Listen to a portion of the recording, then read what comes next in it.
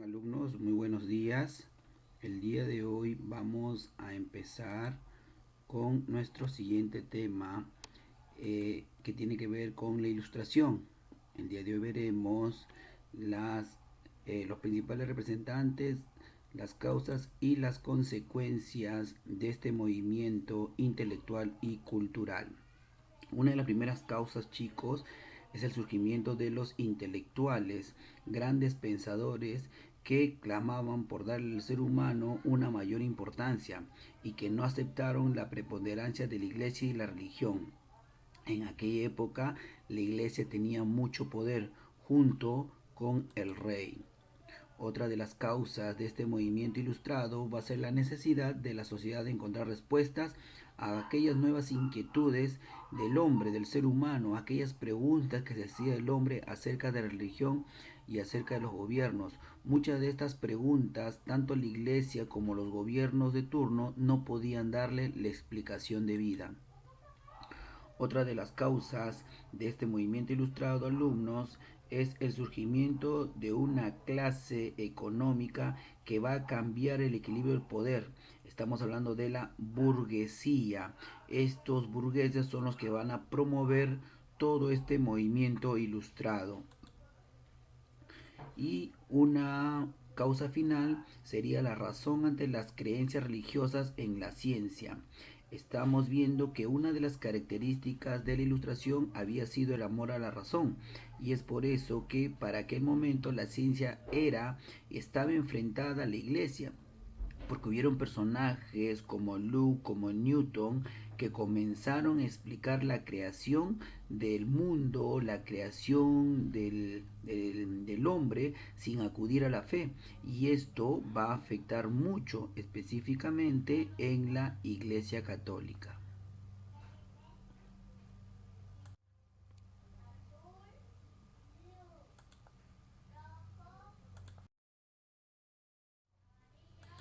Muy bien, alumnos, ahora veremos los principales personajes de la ilustración.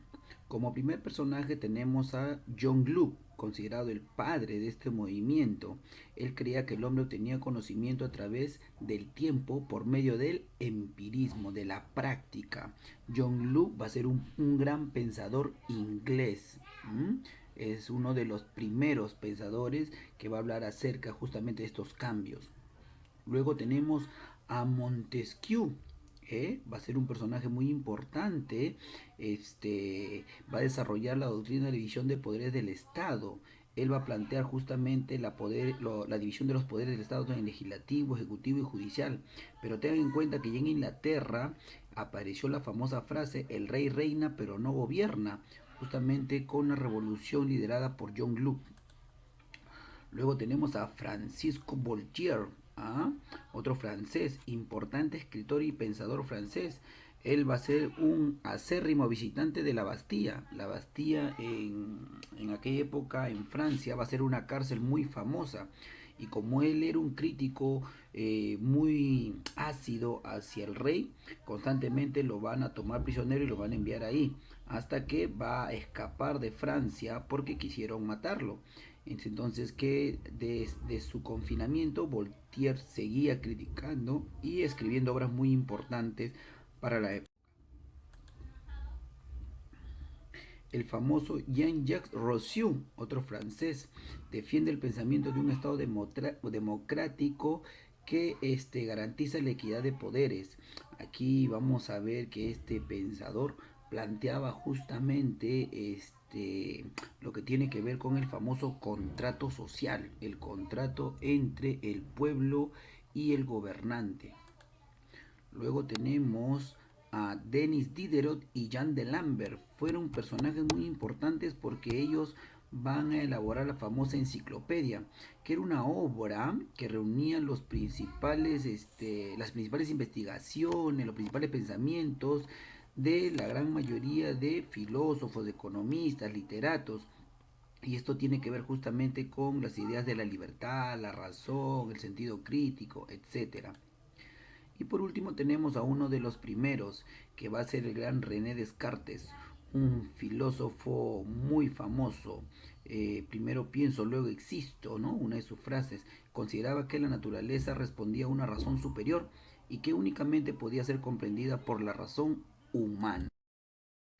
Muy bien chicos, estamos entrando a la parte final. Vamos a ver las principales consecuencias de este movimiento ilustrado. Primero, que la burguesía que había sido marginada va a formar parte del gobierno.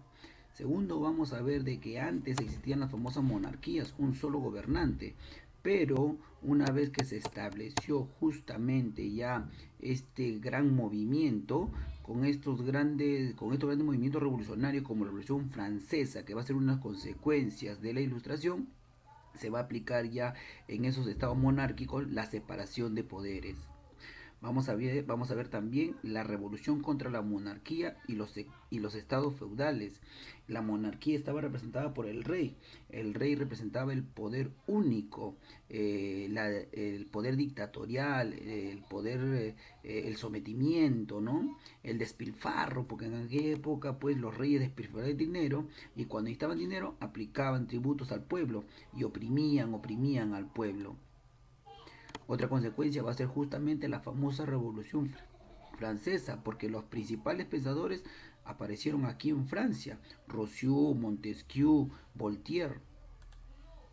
En América también tuvo consecuencias, porque estas ideas eh, de libertad, estas ideas de crítica, estas ideas de igualdad llegaron a América y van a provocar justamente la independencia de las 13 colonias o de los Estados Unidos de Inglaterra y las famosas independencias en las colonias de América de España aquí en América. Y uno de los grandes movimientos va a ser el movimiento revolucionario de Tupac Amaru II. Muy bien alumnos, estamos entrando a la parte final y estamos acá. Ahí tenemos a nuestro búho de la sabiduría, quien nos va a presentar algunas actividades que vamos a desarrollar. Tenemos ahí tres preguntitas. La primera, mencione los principales representantes de la ilustración, y la segunda, mencione dos consecuencias de la ilustración. Y por último, vas a ilustrar el tema. Tienes varios dibujos ahí en tus fichas, así que podrías hacerlo. Si deseas, lo dibujas o lo imprimes, y si tienes otro dibujo, también no habría ningún inconveniente. Ahí nos quedamos chicos. Hasta la próxima.